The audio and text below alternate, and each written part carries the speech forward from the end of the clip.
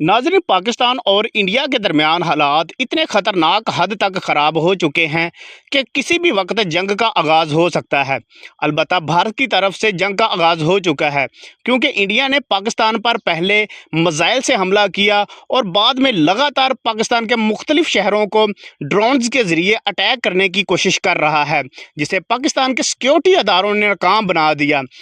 पाकिस्तान और इंडिया के हालात का असर क्रिकेट पर भी देखने को मिल रहा है, जहां पाकिस्तान ने सुपर लीग को दुबई मुंतकिल कर दिया गया है। वहीं आईपीएल पर भी बहुत ज़्यादा असर देखने को मिल रहा है, क्योंकि कल रात जो आईपीएल में मैच खेला जा रहा था, उसे मैच को दरमियान में ही रोक कर उसे मनसूख कर दिया गया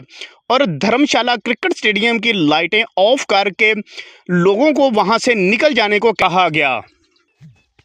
नाजरीन, ये वाक़या उस वक्त पेश आया जब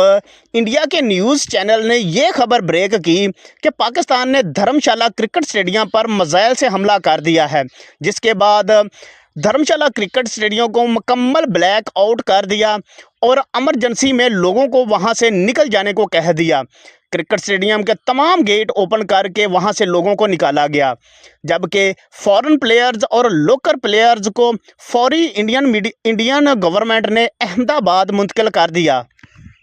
नाजरीन, धर्मशाला क्रिकेट स्टेडियम से एक वीडियो बहुत तेज़ी से सोशल मीडिया पर वायरल हो रही है, जिसमें एक चेयर गर्ल जो कि चौकों और छक्कों पर डांस करती थी, वो रोते हुए वहां से निकल रही है और अपनी वो वीडियो बना रही है, जिसमें वो कह रही है कि मैं बहुत डरी हुई हूं,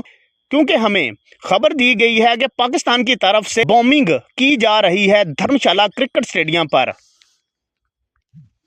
नाजरीन, पाकिस्तान और इंडिया के दरमियान हालात को देखते हुए फॉरेन प्लेयर्स ने आईपीएल में मज़ीद खेलने से इनकार कर दिया है, जिसके बाद इंडियन गवर्नमेंट ने आईपीएल को कुछ दिनों के लिए मुलतवी कर दिया है।